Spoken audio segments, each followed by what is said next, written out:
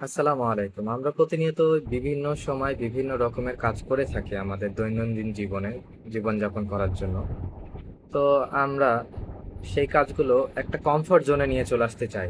মানে এটা ব্যতীত আর আমি অন্য কোনো কাজ করতে চাই না বা সহজ কাজগুলোই আমরা বেছে নিতে চাই। যেমনি একটু কঠিন কাজ হলে আমরা তার খারাপ দিকটা বেশি বের করি। মানে সহজ করে তুলে ধরতে চাই না। তো আমরা এই কঠিন জিনিসটা শুরুই করতে চায় না। তো কঠিন জিনিস যদি না শুরু করি তাহলে তো ওটা শেখা সহজ হবে না। যেকোনো কাজ বা যেকোনো জিনিসই ১ম এ সর্বোচ্চ কঠিন লাগবে। তো আমরা যদি সেটা শুরু করি তাহলেই সেটা আস্তে, আস্তে আমাদের জন্য সহজ হয়ে যাবে।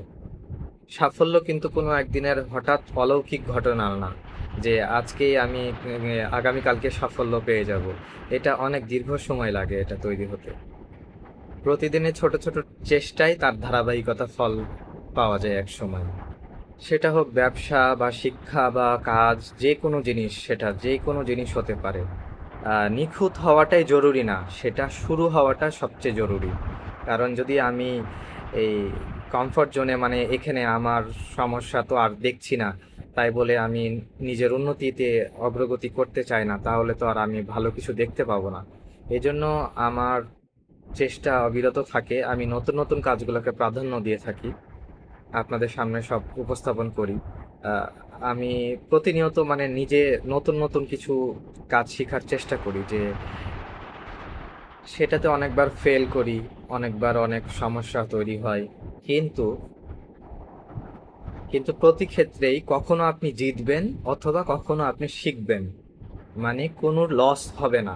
আপনি আপেক্ষিকভাবে হয়তোবা মনে হবে যে আমার টাকা নষ্ট হয়েছে বা সময় নষ্ট হয়েছে। কিন্তু আপনি যে শিক্ষাটা গ্রহণ করতে পেরেছেন এটা আপনি হঠাৎ করে কোথাও পাবেন না। আর পরিবেশ ওইটাই আপনাকে সহজে শিক্ষা দেয়। নেলসন ম্যান্ডেলা একটা দারুণ উক্তি দিয়েছে, আমি কখনো হারি না, হয় আমি জিতি না হয় শিখি। তো আপনারা অবশ্যই নতুন নতুন জিনিসগুলোকে আপন করে নেন এবং নতুন কাজগুলোকে বেছে বেছে শিখার চেষ্টা করেন আগ্রহ সহকারে। প্রতিদিন অল্প অল্প করে শিখেন, ইনশাআল্লাহ আগামীতে আপনারা সফল হবেন।